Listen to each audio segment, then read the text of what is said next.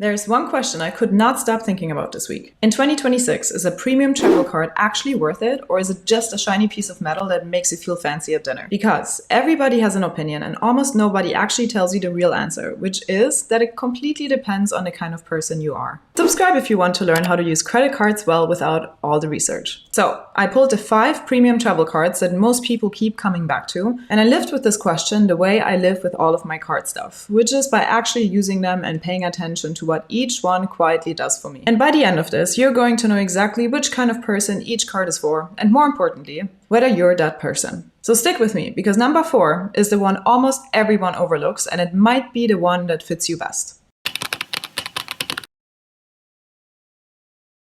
When I say premium travel card, I'm not talking about the annual fee or the medal or the airport lounge selfie. I'm talking about 2 things that actually matter. The travel credits the card gives you back every year, and the transfer partners that let you turn your points into flights or hotel worth more than cash. Those 2 things are what you're really paying for. A premium card is only worth it if you actually use them. To be honest, if you don't, you're paying for a feeling. So as we go through these 5, that's what I want you to think about. What is this card actually good at, and is it good for someone like you?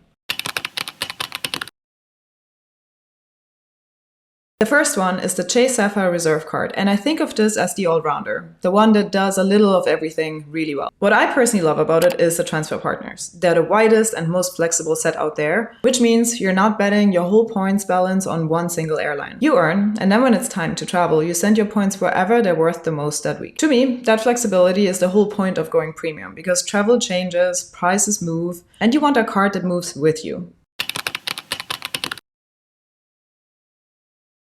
Card 2 is the Citi Strata Premier card, and this one is for a very specific person, the airline loyalist. For me, that airline is American, and here's the personal beat that makes me care about this card so much. Every winter I escape the cold in New York and I fly down to Rio, where it's actually summer, and I booked that flight in business class on American airline points. That is a flight I would never in my life pay cash for, and points cover it. And that's the moment the whole points thing clicked for me years ago, because the first time I sat in a business class seat I couldn't afford, and realized this was real and not some theory. So if you like American Airlines and you're loyal to them, this is your card.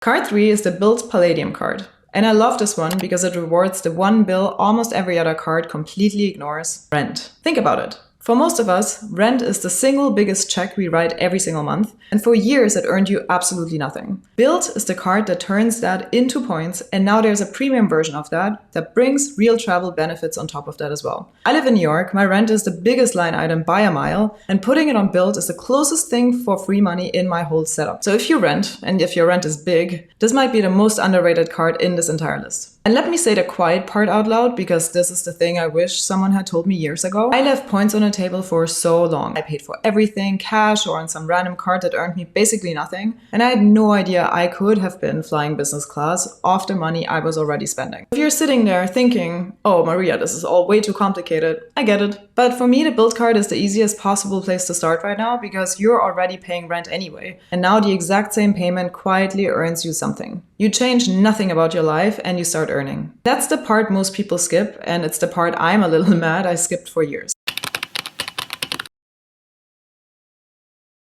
Now here's number 4, the one I told you almost everyone overlooks. It's the Capital One Venture X Rewards credit card, and I think of it as the quiet all-rounder. It does the premium things, the travel credit things, the lounges, the flexible points, but it tends to do them in a simpler, less fuzzy way, which is exactly what a lot of people want. Not everybody wants to optimize a 4-card system. Some people just want one premium card that travels well and that they never have to think about. And if that's you, this is a really easy one to live with. The way I see it, the best card is the one that you'll actually use without becoming a hobby. And for a lot of people, this is that card.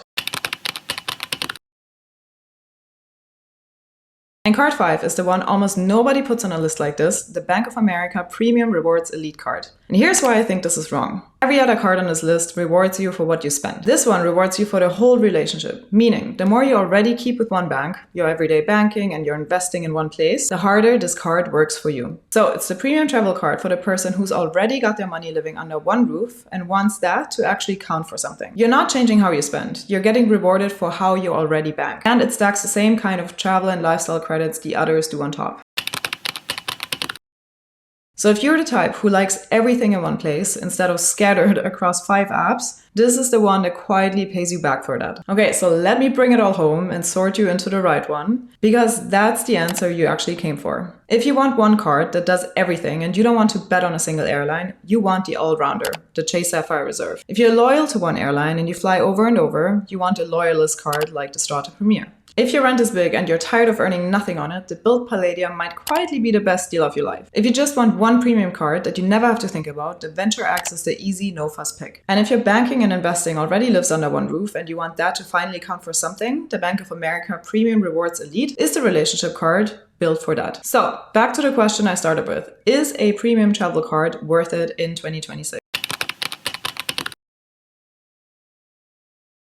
I think it's worth it if, and only if, you actually use them to travel. That's the whole trick. The cards basically pay for themselves through the travel credit and the lifestyle stuff, but only if you're the kind of person who will actually use them. And most people never really level with themselves about that. Personally, I use my full travel credit every single year without thinking about it. I use the dining and lifestyle credits, and I also lean on the shopping offers. So for me, it's an easy yes. But you have to look in the mirror and ask yourself if you'll actually use them, because if you won't, no card on this list is worth it. And that's the whole answer nobody gives you. And the reason I care about any of this is not really the money. It's the points let me see more of the world and go to places way more comfortably than I would if I was paying with cash. The cards are just a quiet system in the background that makes it happen. So that's my real take on all 5. Now, I want to know which one you are. Drop it in the comments. Tell me if you're the all-rounder, the loyalist, the rent person, the keep it simple one, or the bank loyalist. I read these and I'm actually curious which one you turn out to be.